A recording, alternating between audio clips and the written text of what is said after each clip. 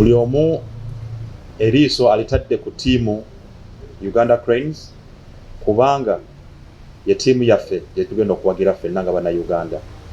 Naye ate kitukakatako nga ffe abategesi okulaba tiimu ziri endala 18 eziri mu tournament bwe ziba nga zifunye omukisa okujja mu Uganda, twetegese tutya ate tugenda zandiza tutya. Nga wiiki ejja tujja kuba tulaba tiimu nga zitandika okujja, naye olw'okwebyerinda tesobola kubabuulira nti no tiimu eno etuuka olunaku bwe ruti oba egenda kusulawa.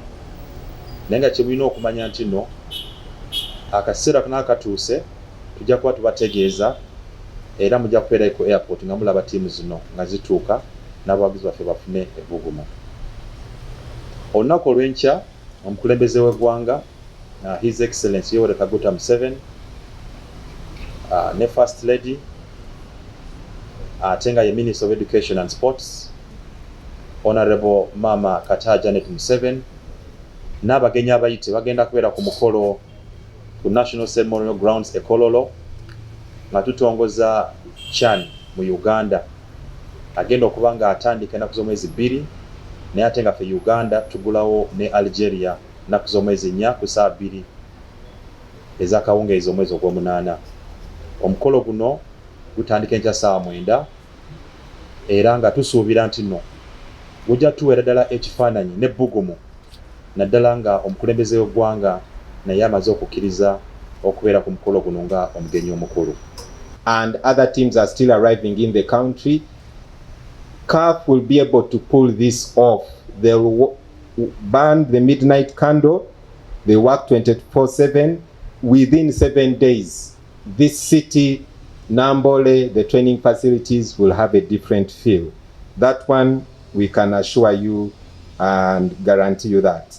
But just know we've identified about 7 hotels within the country where these teams shall be residing, and CAF has already cleared them to host the teams and the VIPs that are coming. Arrivals, as soon as we get the schedule, for us we'll know, but the standard practice is that a team should be in the country preferably 72 hours before your match. That is usually the standard practice. Access to Nambole, which is the major stadium for CHAN 2024 in Uganda, is not open access for everyone. It is only accessed by those journalists, photographers and reporters that have been accredited by CAF. I think, Ahmed, what you need to clarify for them is whether there's still a window for any who could have missed. So you'll come back and clarify that.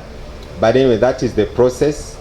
You have to be accredited, and we're already in that process of looking through the lists that CAF will have sent us.